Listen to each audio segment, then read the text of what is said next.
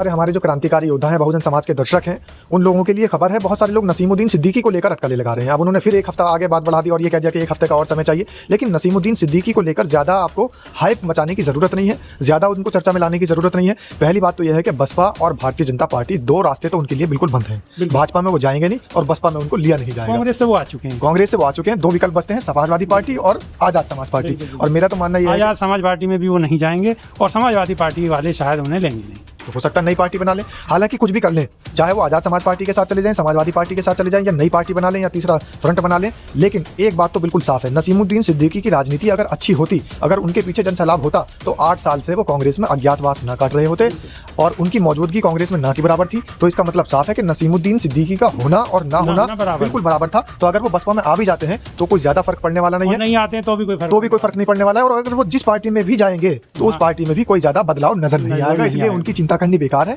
उनका ज्यादा जिक्र करना बेकार है। नसीमुद्दीन सिद्दीकी के लिए आप सिर्फ इंतजार करिए, और इंतजार भी क्या करिएगा, बस इतना सा इंतजार करिए कि आखिर वो अब नई कौन सी पार्टी को डुबाने वाले हैं। चलिए ठीक है, हमारा आह्वान वो भी कर दीजिए। बिल्कुल, मान्यवर साहब कांशीराम को भारत रत्न दिलाने का हम लगातार आह्वान कर रहे हैं और हमने ये मुहिम छेड़ी है, तो इस मुहिम का हिस्सा आप भी बन सकते हैं। और आपको मुहिम का हिस्सा कैसे बनना है, आपको कोई कहीं जाने की जरूरत नहीं है, कोई पैसा खर्च करने की जरूरत नहीं है। बस आपके पास जो ये मुहिम की आवाज पहुंच रही है, इस आवाज को दूसरों के मोबाइल तक पहुंचा देना है और मान्यवर साहब कांशीराम का सच्चा सिपाही बनकर दिखाना है। उसके लिए आपके हाथ में फोन है, फोन में बटन है, बटन को दबाते रहो और ठोकते रहो दूसरे के फोनों तक पहुंचा। कहीं ना कहीं विरोधी पार्टियों को दर्द तो महसूस हुआ। अब ये दर्द इतना ज्यादा महसूस हुआ, आप इस बात से अंदाजा लगा सकते हैं कि जो पीडीए का नारा पिछड़ा दलित अल्पसंख्यक की बात करते थे, अब पीडीए के नारे में पिछड़ा प्लस पंडित हो चुका है।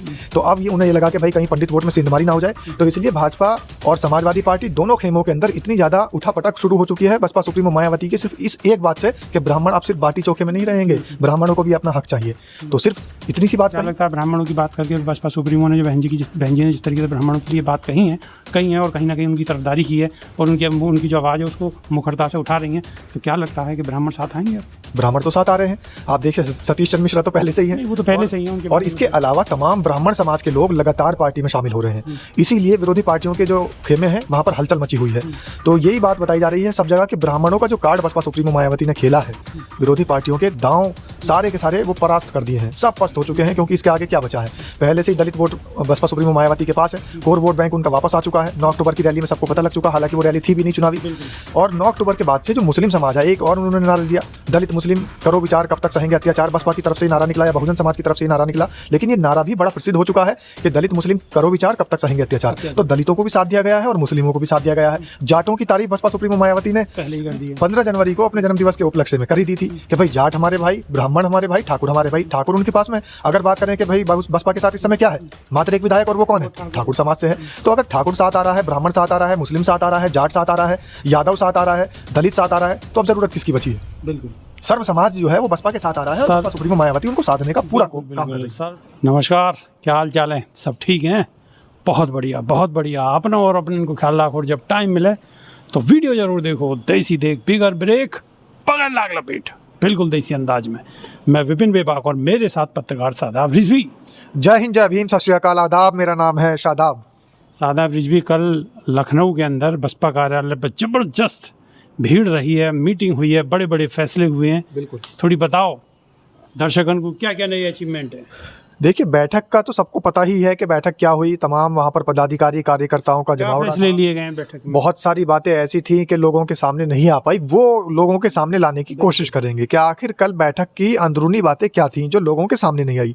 बैठक पर वहाँ पर पदाधिकारियों का, कार्यकर्ताओं का विभाग जी बहुत बड़ा जनसैलाब उमड़ा, लोगों के सामने वीडियोज के माध्यम से पता लगा, जानकारी आई।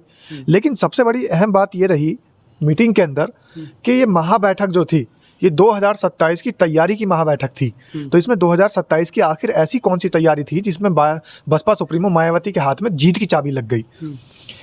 कल का जो मीटिंग का या बैठक का, महाबैठक का कार्यक्रम था, उसमें ये बिल्कुल साफ हो चुका है कि कहीं ना कहीं बसपा सुप्रीमो मायावती इस बार देख रही हैं कि जीत कैसे होगी, और 2007 वाला जो मॉडल है उसको दोहराने की जो कोशिश चल रही थी वो पूरी नजर आ रही है। एकमात्र राजनीतिक पार्टियों में से पहली ऐसी पार्टी बसपा है जिन्होंने अपनी राजनीतिक बैठक सबसे पहले शुरू की है। ये एक आगाज़ है 2027 की जीत की तैयारी का। तो सबसे पहली बात तो यह है कि जो social engineering BSP supremo Mayawati इस बार कर रही थी, उसका ये आकलन था कि आखिर जो धरातल पर मैंने जिस तरीके की योजनाओं को उतारा है, जिस तरीके की पिछली 2007 की जो कार्यशैली थी उसको वापस से 2027 में उतारने की कोशिश चल रही है, तो क्या धरातल पर ये कामयाब होती नजर आ रही है? नहीं, ये एक समीक्षा थी। तो इस महाबैठक में ये बिल्कुल साफ तौर पर जाहिर हो चुका है कि जो 2007 में बहुजन समाज पार्टी की सोशल इंजीनियरिंग थी वो वाकई काम कर रही है। क्योंकि जैसे आपने देखा होगा कि परीक्षा केंद्रों के बाहर बच्चों की एक लाइन होती है, इस तरीके से बसपा कार्यालय के बाहर कार्यकर्ताओं की लाइन नजर आ रही थी। वो इंतजार कर रहे थे अपने नेता से मिलने का कि कब बसपा सुप्रीमो मायावती यानी उनकी नेता उनको बुलाएंगी और वो जाकर के मुलाकात करेंगे।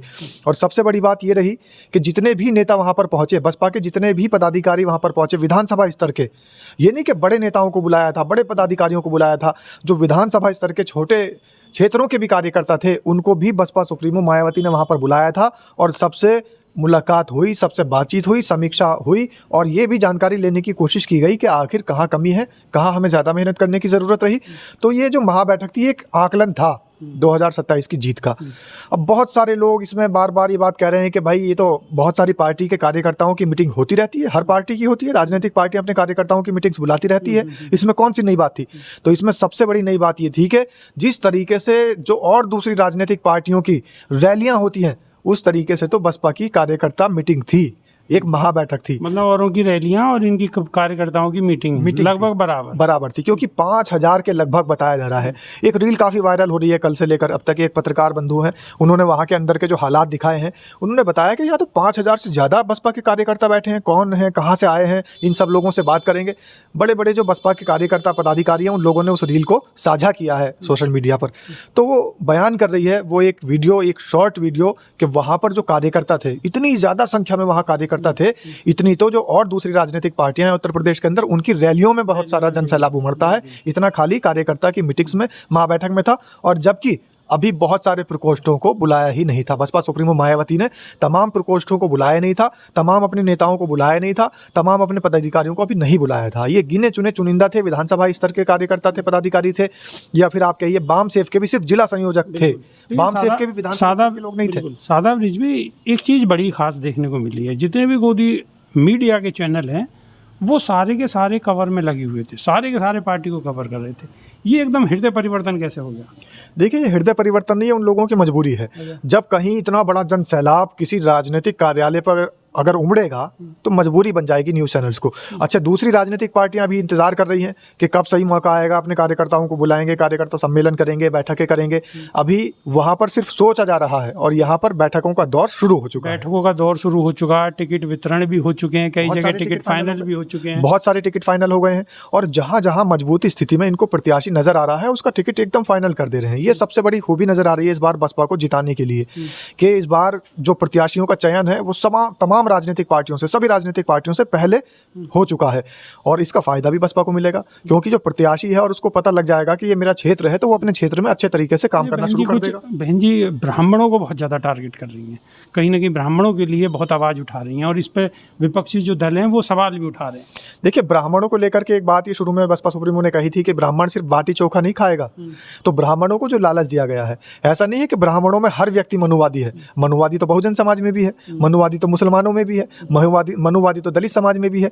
तो सारे ब्राह्मणों को इस तरीके से बोल देना और उनको दुश्मन समझ लेना, ये बड़ा घातक मामला होता जा रहा था।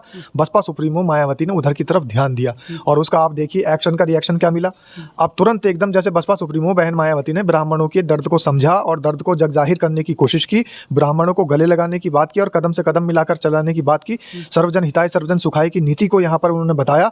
तुरंत एकदम सपा के मुखिया अखिलेश यादव ने पीडीए में पी का डेफिनेशन बदल दी। पी से उनके यहाँ सिर्फ जो है पिछड़ा आता था, अब पी से उनके यहाँ पंडित हो चुका है। अच्छा, तो ये आप देखिए कि बसपा सुप्रीमो राजनीति को किस तरीके से मोड़ देती है। शब्दों का हेर फेर भी चल रहा है, बिल्कुल चल रहा है। जब देखा उन्होंने कि बसपा सुप्रीमो मायावती ने ब्राह्मणों को जैसे ही साथ लेने की बात की तो ब्राह्मण जो है वहां पर भारी संख्या में चला जाने लगा, ब्राह्मणों की लगातार बसपा के अंदर जो मौजूदगी है उनका शामिल होना, तो कहीं ना कहीं विरोधी पार्टियों को दर्द तो महसूस हुआ। अब ये दर्द इतना ज्यादा महसूस हुआ, आप इस बात से अंदाजा लगा सकते हैं कि जो पीडीए का नारा पिछड़ा दलित अल्पसंख्यक की बात करते थे, अब पीडीए के नारे में पिछड़ा प्लस पंडित हो चुका है। तो अब ये उन्हें ये लगा कि भाई कहीं पंडित वोट में सेंधमारी ना हो जाए, तो इसलिए भाजपा और समाजवादी पार्टी दोनों खेमों के अंदर इतनी ज़्यादा उठापटक शुरू हो चुकी है बसपा सुप्रीमो मायावती की, सिर्फ इस एक बात से कि ब्राह्मण अब सिर्फ बाटी चोखे में नहीं रहेंगे, ब्राह्मणों को भी अपना हक चाहिए। तो सिर्फ इतनी सी बात क्या कही। लगता है ब्राह्मणों की बात करके बसपा सुप्रीमो ने जो बहन जी ने जिस तरीके से ब्राह्मणों के लिए बात कही है और कहीं ना कहीं उनकी तरफदारी की है और उनकी जो आवाज़ है उसको मुखरता से उठा रही हैं, तो क्या लगता है कि ब्राह्मण साथ आएंगे आपके? ब्राह्मण तो साथ आ रहे हैं, आप देखिए सतीश चंद्र मिश्रा तो पहले से ही है। नहीं, वो तो पहले से ही है उनके और इसके अलावा तमाम ब्राह्मण समाज के लोग लगातार पार्टी में शामिल हो रहे हैं, इसीलिए विरोधी पार्टियों के जो खेमे हैं वहां पर हलचल मची हुई है। तो यही बात बताई जा रही है सब जगह कि ब्राह्मणों का जो कार्ड बसपा सुप्रीमो मायावती ने खेला है, विरोधी पार्टियों के दांव सारे के सारे वो परास्त कर दिए हैं, सब पस्त हो चुके हैं, क्योंकि इसके आगे क्या बचा है। पहले से ही दलित वोट बसपा सुप्रीमो मायावती के पास है, कोर वोट बैंक उनका वापस आ चुका है। 9 अक्टूबर की रैली में सबको पता लग चुका, हालांकि वो रैली थी भी नहीं चुनावी। और 9 अक्टूबर के बाद से जो मुस्लिम समाज है, एक और उन्होंने नारा दिया, दलित मुस्लिम करो विचार कब तक सहेंगे अत्याचार। बसपा की तरफ से नारा निकला या बहुजन समाज की तरफ से नारा निकला, लेकिन ये नारा भी बड़ा प्रसिद्ध हो चुका है कि दलित मुस्लिम करो विचार कब तक सहेंगे अत्याचार। तो दलितों को भी साथ दिया गया है और मुस्लिमों को भी साथ दिया गया है। जाटों की तारीफ बसपा सुप्रीमो मायावती ने 15 जनवरी को अपने जन्मदिवस के उपलक्ष्य में करी दी थी कि भाई जाट हमारे भाई, ब्राह्मण हमारे भाई, ठाकुर हमारे भाई। ठाकुर उनके पास में, अगर बात करें कि भाई बसपा के साथ इस समय क्या है, मात्र एक विधायक, और वो कौन है, ठाकुर समाज से है। तो अगर ठाकुर साथ आ रहा है, ब्राह्मण साथ आ रहा है, मुस्लिम साथ आ रहा है, जाट साथ आ रहा है, यादव साथ आ रहा है, दलित साथ आ रहा है, तो अब जरूरत किसकी बची है? बिल्कुल, सर्व समाज जो है वो बसपा के साथ आ रहा है और बसपा सुप्रीमो मायावती उनको साथ देने का पूरा काम कर रही है। सर्व समाज बसपा सुप्रीमो बहन मायावती के साथ आ रहा है और अब देखना ये होगा कि जीत तो होगी, लेकिन जीत कितने बड़े स्तर से होगी ये चुनाव के बाद ही पता चलेगा। लेकिन तैयारी बड़े जोर शोर से है, विरोधी खेमे में बहुत ज़्यादा बेचैनी है। तो सादाबरी जी बहुत बहुत शुक्रिया। एक और दर्शकों को जानकारी दे दूं, बहुत सारे हमारे जो क्रांतिकारी योद्धा हैं, बहुजन समाज के दर्शक हैं, उन लोगों के लिए खबर है, बहुत सारे लोग नसीमुद्दीन सिद्दीकी को लेकर अटकलें लगा रहे हैं। अब उन्होंने फिर एक हफ्ता आगे बात बढ़ा दी और ये कह दिया कि एक हफ्ते का और समय चाहिए।